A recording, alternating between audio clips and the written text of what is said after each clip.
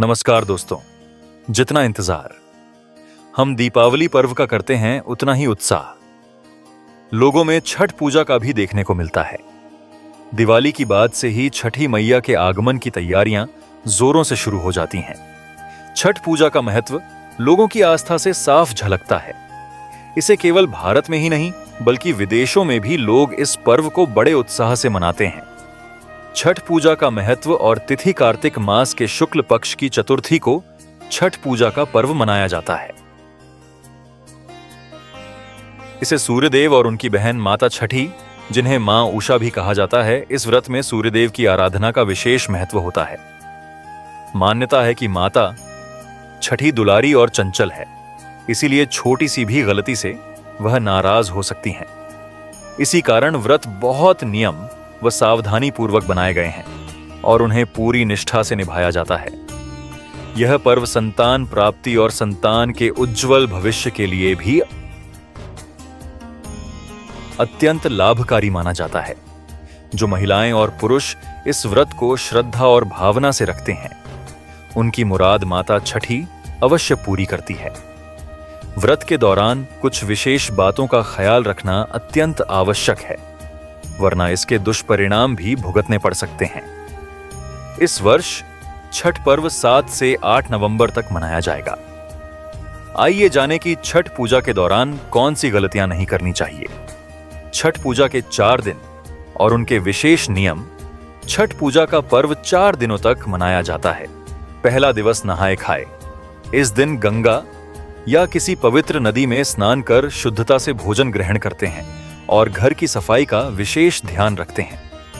दूसरा दिवस खरना।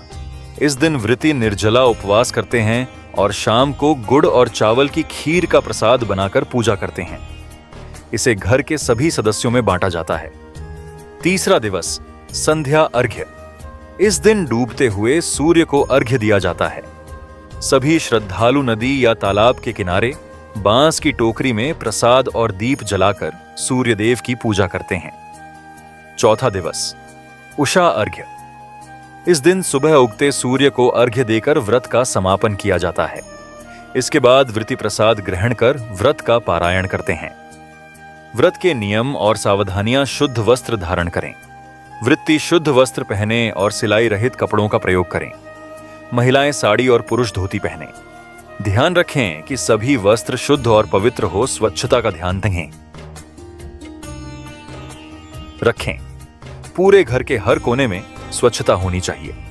पूजा स्थल और प्रसाद भी शुद्ध होना चाहिए। बिना स्नान किए और हाथ पैर धोए प्रसाद को ना छुए। विशेष परहेज करें। छठ पूजा के दौरान लहसुन प्याज, मांसाहार, धूम्रपान, मदिरापान और तंबाकू का त्याग करना आवश्यक है। घर के सभी लोग सात्विक भोजन का पालन करें। मन की शुद्धता रखें। व्रत के दौरान बुरे विचारों, द्वेष, क्रोध और अपवित्र शब्दों से दूर रहे। मन की शुद्धता के साथ व्रत का पालन करें। बांस की टोकरी की शुद्धता। अर्घ्य देते समय बांस की टोकरी का विशेष महत्व होता है। इसे उपयोग से पहले गंगा जल से धोकर शुद्ध कर ले। प्रसाद की पने मित्रता।